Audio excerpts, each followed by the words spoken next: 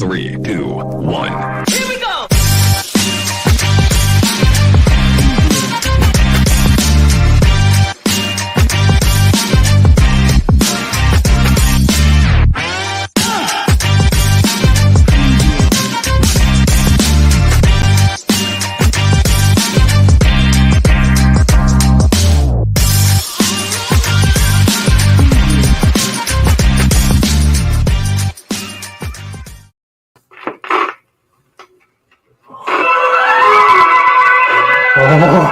Oh, yes! Oh, yes! On the right bank of the East River in the city of New York stands a magnificent complex of stone and glass buildings, the headquarters of the United Nations, where Diana Prince, secretly Wonder Woman, enters on the ground floor on her way to her job at the International Organization's Crisis Bureau. Oh, Good yeah. morning, Miss Prince. Looks like rain, no? Hi, Tommy. I'll wait and see on that rain. She sounds hot. Myself. You've been hanging out with She diplomats looks it, too long, too. Miss Prince. Hey, they never commit to Uh-oh. Uh-oh. Trouble. That man coming in. Excuse me, General. What is the meaning of this? Where did that buzzer come from? Oh. That's the metal detector concealed in the doorway, sir. I'm afraid you're carrying They some have large metal metal detectors. object, didn't I? Welcome to the Dennis and Andy Show. If you haven't figured it out yet, we're going to do a little video on comic books and records. That's right. Back in the 70s and I think into the early 80s, this is 77, they would put out comics that were sometimes brand new, like this Wonder Woman one is. This actually came with a full-size 12-inch record, the old 33 1/3 LP record. So that's what we were just listening to. Dennis just got a record player. Look at $6 million man. That's right. It's hard to see, but that's right. They, of course, advertise everywhere. So there's a little $6 million man, Batman and the Werewolf. The artwork in this is just awesome. This definitely has a Neil Adams vibe to it. I think it's Rich Buckler that did the art in this. I mean, it's just gorgeous. You can see that. So, yeah, so we thought we would go over some of our favorite book and record sets. Dennis and I own them. So we'll show some of mine. So this is the Wonder Woman one we were just listening to. I also have a phenomenal Superman one. Nice full-size 12-inch there. So they have multiple stories, and they're on the bigger albums. So these are on the old 33s and on the bigger ones. And then we also have some of the 45s. So the 45s are a bit smaller. So I wound up at the last show, I wound up picking up a couple of nice ones from Chris Foss. So a shout out to him. These were in really nice shape. And then it comes with the 45. And this one was the reprint. So I wound up getting this is a reprint one. And it actually has like the motion picture. So this is actually an older one, but it has the motion picture. You can see it has the new cover. So it's got them from the motion picture Star Trek that was on it. The Robot Masters. Now, the interiors are still the same ones. And yes, those are Romulans and they're green. So believe it or not, canon is not something that's important in these. But as a kid, you didn't care about any of that stuff. Whenever you got a new one for your birthday or for Christmas, you got it open, you ripped it open, and immediately put the record on, and you sat there, and you read right with it, and then it would go ding, and then you turn the page to the next page and continue to read. So I no longer owned a record player. So when I got these, my wife just said, well, you're not getting a record player now. So guess what I got the other day? Dennis is like, yes, I got am. a record player. Unless you can take Amazon off my phone, yes, I am getting. And a it was record player. literally that quick. So, it's a nice little one. The record players today are nothing like the ones that we used to have. You mean like my parents had that big console? Oh, yeah. My parents literally, they had that big console one where you slid open the side, and that's where you put all the records. Oh, yeah. And in the center, you opened up, and that's where the big turntable was. Because there were no 45 small ones. It was the big turntable. And it had the built-in speakers then. Oh, yeah. Built-in Oh, yeah. speakers. And then ours even had a little liquor cabinet as well. Oh, that's yeah, the dude. fancy one. It was the big old fancy one. Yeah, my we had it where it was a separate turntable with the diamond head needle, and it was a linear track, so it wasn't the oscillating arm. It was a linear track, so the entire arm moved with the record all the way over it because it was fancy. But it plugged into, at that time, this big silver Sony receiver. It had the double cassette deck. Oh yeah, and then it had that. So that's what we had for all the albums. My parents had a lot of albums. yeah, I used to have picture discs and stuff like that, but when my wife made me get rid of all the picture discs and albums, I obviously didn't need a record player. Well, now since I it's nostalgia. These are great. So I had to pick it up, and I already sat down and listened to a couple of my Star Trek ones. And then we thought we would break out some of these and just kind of show you guys, if you're older like we are, this was great fun. Some of these are reprints. Some are original stories. This Captain America Falcon one right here is a reprint. I can't remember what issue of Captain America it's from, but I actually have the issue as well. So that's a reprint. The Superman one is not a reprint. Book and record set. It's the origin of Superman.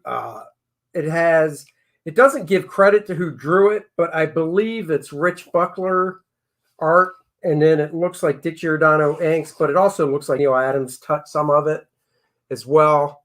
So that's one of mine. Of course, I've got another Wonder Woman one as well. This one looks like, once again, it looks like it's Rich Buckler doing during his Neil Adams time period. And you can tell by some of the page layouts and stuff. I'm trying to, this is definitely Neil Adams type page layouts from back then in the 70s. This Wonder Woman, oh man, if the Wonder Woman book looked like this, she looks fine. So that's a couple. Dennis, show us a couple you got there. There's one from 1976. It's a Space 1999. So this was really cool. When you even get to see, the eagle. And I just ordered my Eagle for. I ordered 2 of the Space 1999 ones. My wife also won't be happy when she sees this recording. But they finally doesn't watch our recordings. Get out of here. That's like saying my wife will watch this. I know, it's so cute. But man, Power Records. So I had to play this one right away to see. The one thing is they didn't have the rights apparently to like all the music. So like the intro's not in there. It's got a nice little intro, but it's not Space 1999, but it must be Space 1999 book and record set. That's right. It's good stuff. And Star Trek. This is another one. The Cries in the Emptiness. I know. Now, again, some of them, like the Enterprise in this one, actually looks really nice. Where the Enterprise in this one, I don't know, and I'm thinking this one, that is like one of the worst Enterprises ever. I think I drew that when I was like 10. Oh. But with that being said, it's still really fun. You just kind of have to use your imagination. So, I really wish they would have given credit to the artists and stuff and the voice actors. Well, the artist in this one, going by my eye, looks like on the interior, John Buscema, inked by Dick Giordano, with, once again, looks like Neil Adams had his hand in a few panels, but it's definitely drawn by John Buscema, and he did a good job on the likenesses, and that's that bad boy right there. It's good track. Good Star Trek. Good stuff. Of course, there's the good old Amazing Spider-Man. I believe this is a reprint as well. Most of the Marvel ones, I think, are reprints. I don't know. No, this doesn't look like a reprint. I don't recall this story. So this looks like it was done specifically for the record. Oh, it looks like Godzuki. Yeah, this doesn't look like a reprint to me. The inks on it look like Dick Giordano, but the art looks like Ross Andrew. So that's what I want to go with for this one. It's another fun one. Like I said, these are things, I just love collecting this stuff. I got a Batman Joker here. This is I don't believe this is a reprint either, actually. It looks like Neil Adams artwork on the inside. If anybody watching knows if this is a reprint, feel free to let us know. It doesn't look like it though. Well, it looks like some of the panels were lifted from other stories. I'm not exactly sure. Here's a great page from it. That's nice looking. That's a good one. Dennis, looks like you got a Fantastic Four. Yeah, Fantastic Four. Again, now this one is 1974. And we'll go Susie. That's what it says right in the opening. So, I mean, the artwork are great in these things. So even, I much prefer to get them with the record in really good playable shape, because now that I went and got a record, it's just great. The voice actors that they put in there, they're obviously not like in Star Trek. They didn't get the original crew, but they got guys that tried their best to sound like them, and it's fun. And as long as you don't take it too seriously, these are just a lot of fun. Yeah. And then there are just a few more. Another Batman one. This is Batman Man Bat. This is reprinted from a comic that I own, so that's a great one as well. Conan. Everybody loves Conan. Does it go to the first? Wait, is there a record in this one? Yep, there is. You know what? How long before Conan speaks? Because aren't we just dying to hear what Conan sounds like? Conan speaks. He finally speaks. You know what? Nah. Well, before we leave, we'll play this one because I'm dying to hear the voice of Conan. This is great, though. This is John Buscema pencils, Neil Adam inks on the inside. Phenomenal. I can't remember what issue of Conan that this was actually in. I'll let you handle that. And then the last two, Incredible Hulk fighting the Abomination. This is definitely a reprint. Great Herb Trimpe artwork. Love this stuff. I can't remember what issue. I wish it would say what issue number they were reprinting from, but they don't. And then last but not least, I got another Superman one here. I believe this is reprinted from a book as well. Pencils by Kurt Swan, inks by Dick Giordano. So that's a great one. Let's see what Conan sounds like, shall we? I'm curious.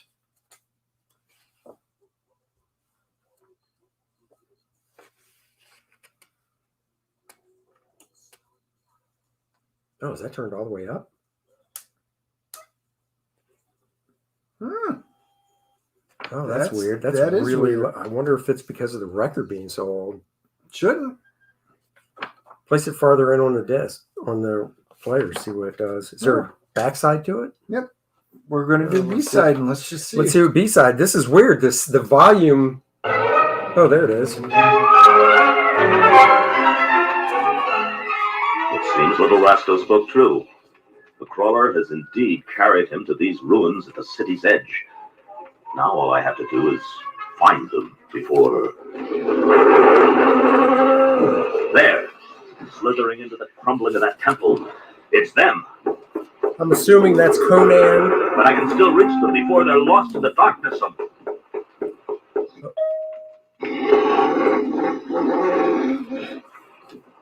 Another slug beast. Yep, right there. All black, where the first one was white. It bars my path. I gotta be honest, that's just not a Conan voice for me. Well, battle it seeks and battle it has found. That is Conan speaking. it is. Is the heart and Canadian steel.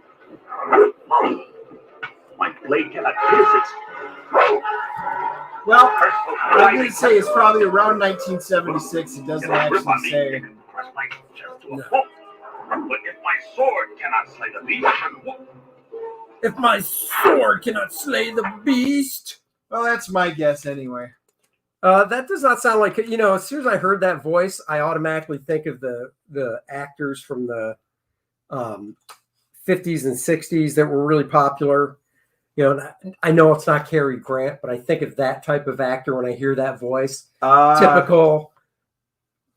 Yeah. The problem is you're thinking of Arnold. I am. You want that, but yes. That is what I want. I want Arnold. But so there you go, guys. We thought we'd just do a nice little video. Look at that little 45. If you're lonely at night, that hole's about big enough. Just saying. What? Dennis always goes dirty. Always. Always. So there you go. Comic books and records. I'm always on the lookout. Like Dennis said, he picked up a couple Star Trek ones at the show we were just at. And I alerted him to them out of the kindness of my heart because I already had them. So I didn't need them again. But now Dennis has them. Just like I have 2 Fantastic Fours. So just to show how nice I am, here's a friendship gift, Dennis. Look at that. And it's not even my birthday this week. No, that's next week. That's next week. So, guys, thank you for joining us on this little jaunt down memory lane of the old book and record set, mostly by Power Records. We appreciate it so much. Please like, subscribe, and, of course, hit the notification bell so you know when we do go live or a new video pops. Dennis, tell them what you like to throw up on our channel. Well, I like to pop up. I put up quick flips typically on Wednesdays, Thursdays, sometimes Fridays of all the new comic books. And then I leave it up to you guys. Which ones do you want me to delve into for a full review? And then we do full reviews where we go in and spend 5 to 10 minutes going through a comic book, critiquing the artwork, the story, and then giving it a CGC grading on what we think of the book. Oh, there you go. So tune in for that, and we'll catch you guys later. Bye, everybody.